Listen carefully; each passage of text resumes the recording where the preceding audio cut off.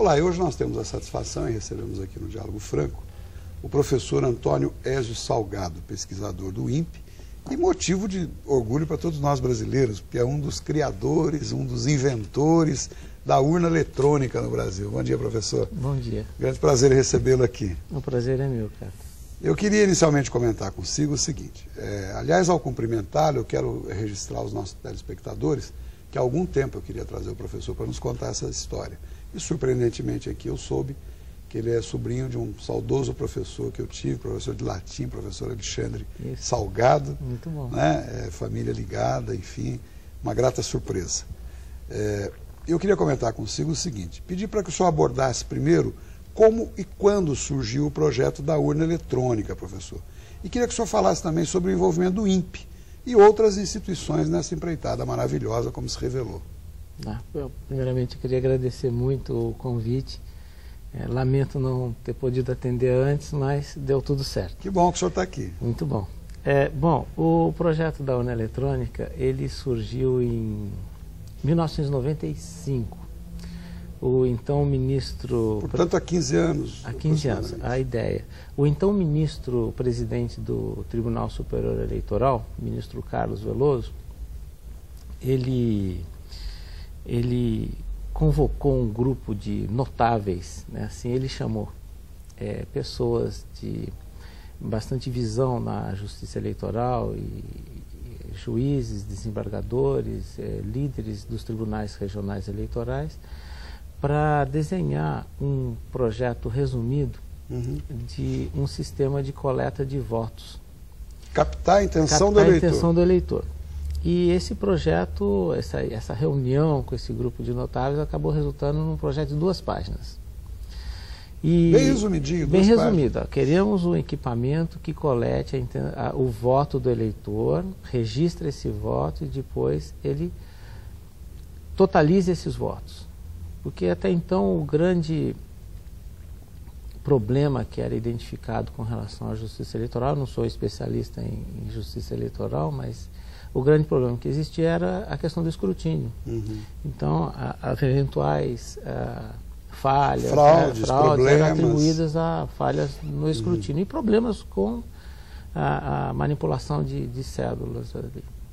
Muito bem.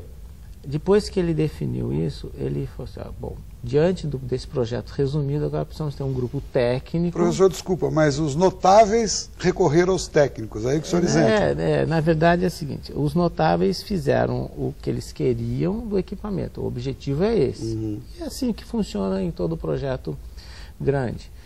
Quem tem aquela ideia, fala assim, eu quero alguma coisa que faça determinada função.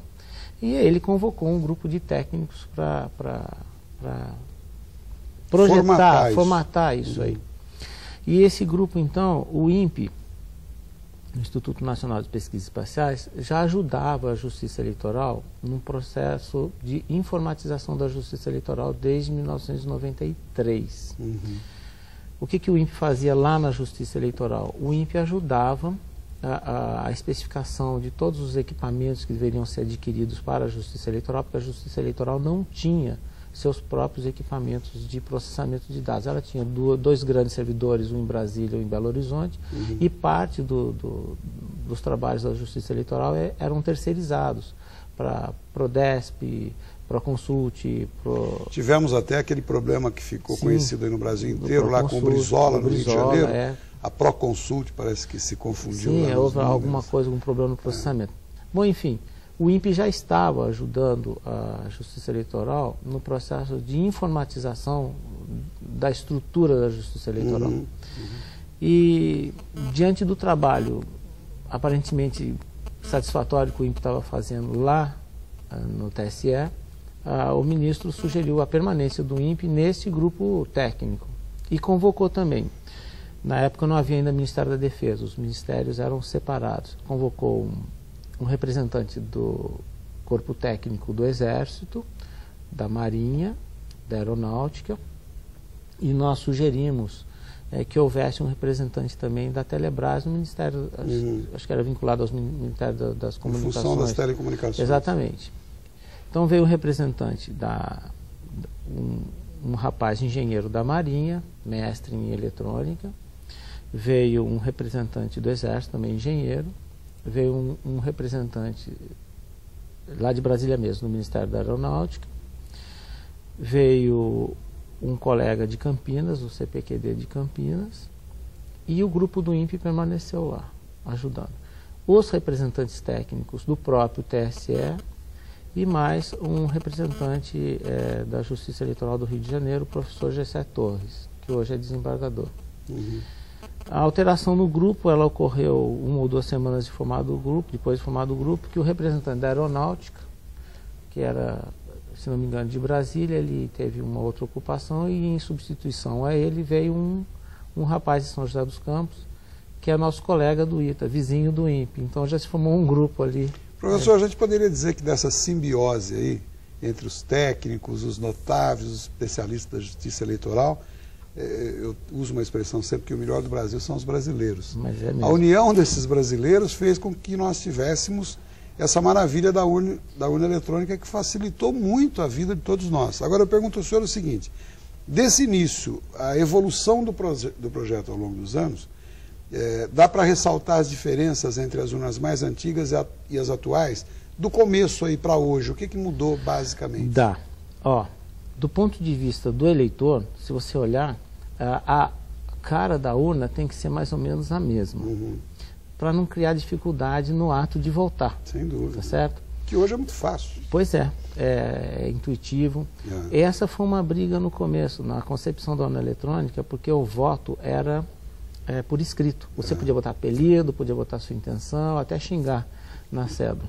Mas é que para viabilizar o projeto usando um sistema qualquer de automação, a gente tinha que dar uma entrada da intenção na forma numérica. Por isso que hoje a gente usa o registro numérico para identificar o candidato. O eleitor identifica bem o número ao Exatamente, candidato, vai lá, partido, bateu o etc. Aparece. Bom, o que aconteceu é o seguinte, ao longo desses anos, desde a primeira edição da urna eletrônica, em 1996, até agora, as evoluções que a gente teve foram processamento, memória interna da urna eletrônica e dispositivos de segurança que foram agregados à urna eletrônica. Então, do ponto de vista do eleitor, ele olha e fala, mas a urna é a mesma, mas ele não sabe que dentro da urna a gente alterou os processadores, a capacidade de memória e até os dispositivos, que foram, à medida que esses dispositivos se tornaram aplicáveis em escala industrial, eles foram sendo agregados à urna eletrônica. E é isso que continua acontecendo constantemente. E evoluindo sempre, né? Sempre. Sempre se tem algo a fazer para que a gente consiga mantê-la atualizada e aprimorada a cada instante. Da mesma forma que o bandido descobre uma forma de entrar, de violar, vocês descobrem uma forma de segurar.